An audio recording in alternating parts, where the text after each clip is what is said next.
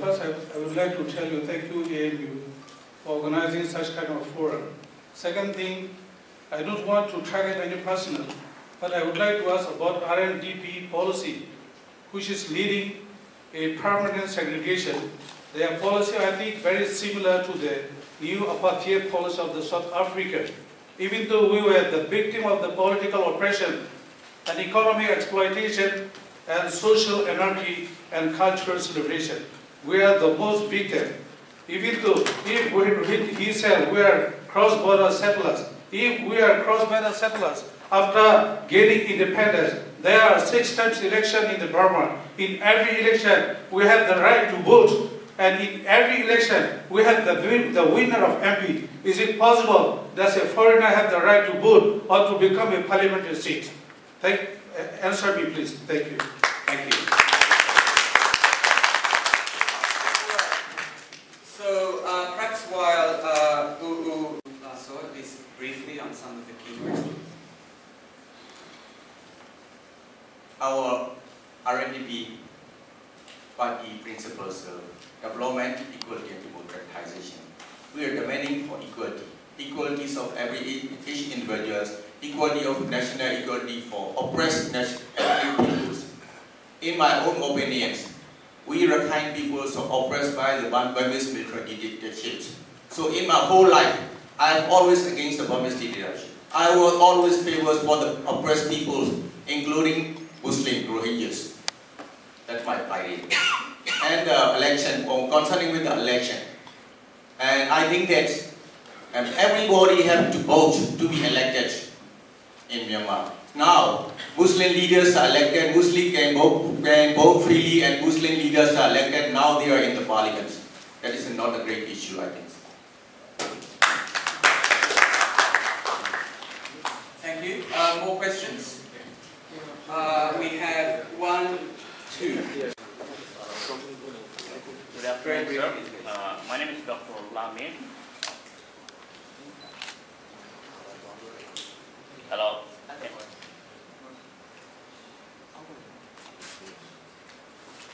Good afternoon, sir. My name is Dr. Lami. I'm an academic at UTS. Likewise, your history, I also came to Australia as a political refugee, a political dissident. However, I find it very difficult to comprehend the fact that you deny the existence of the Rohingyas, and unfortunately, your party practices and promotes active propaganda against the extermination of Rohingyas. If you could clarify that, I'd highly appreciate it. Thank you very much. Thank you. And the next question was a few rows back. That's right. Take them 2 at a time. Yes, please. Go straight ahead.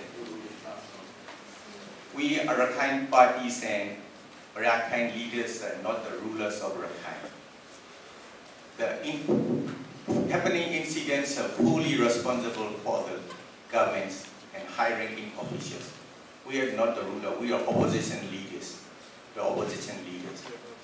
So, from the exile, accuse us, I've already said that, accuse us for the violating the human rights while cooperating with the military army. And military army see us and also accuse us. So we are trapped between the Muslim elements and Burmese military elites.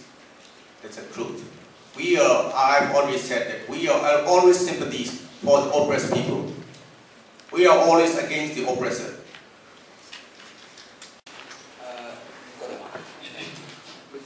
My name is Dit Bom. I'm a consulting engineer based in Sydney. I'm representing Burmese Rohingya community in Australia. I just want to stress one point in here, that RNDP said they are opposition parties. In fact, as you know, RNDP is running the estate, the Rakhine states. So they are the responsible what is happening inside Rakhine state. But my question is now to Nick. You have been to Burma, especially you have been to Rakhine state, and probably you have been speaking to some of the local authorities there, and also a lot of NGOs come and go from Rakhine state, and nothing happening. Solution is not there still yet. my question to you is, I know the RNDP is not permitted as yet for the solutions, because the way we can hear from the audience and hear from the speakers, but what's your gut feeling or opinions when you're speaking to these people, when you see these people, what is your feeling about these people's opinion, whether they're ready for the solutions? Second question is, do you think there will be a solution without the intervention of the West? And the third question is whether there will be solutions from your point of view. Thank you. Thank you. Just to clarify, they were directed to Nick, were they? Nick, yeah. Okay, Nick, please go ahead. Thanks very much to Tim Wong for the question. I'll take your three parts as a whole, if you don't mind, and I hope that I do them justice, because I appreciate that these are issues that there is a great deal of interest in. I went to Rakhine State in February of 2012. It was a very brief visit, unfortunately. While there, I managed, as you'd expect, to talk to a range of different people. I must say, though, that some of the most potent of my recollections of that brief visit aren't from any formal interactions. They're from the sorts of things that I could pick up around town, chatting to people in very casual settings. What concerned me very greatly in Sittwe in particular was a strong sense among some of the ordinary folk that I ran into that the purges of the local Rohingya and other Muslim communities in the town was something to be proud of. That, I think, for all of us is a great concern. And there's a particular incident where I was down on the port at the river there, where there was one gentleman in particular who was making no secret of his activities during some of the violence of 2012. That, to my mind, speaks to some great difficulties for anybody who aspires to lead Rakhine State in the years ahead.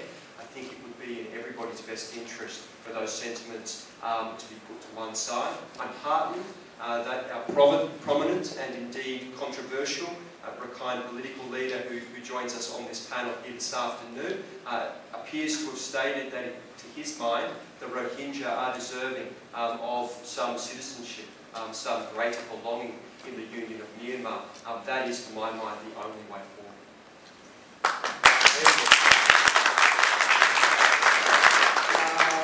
Thank you, Nick.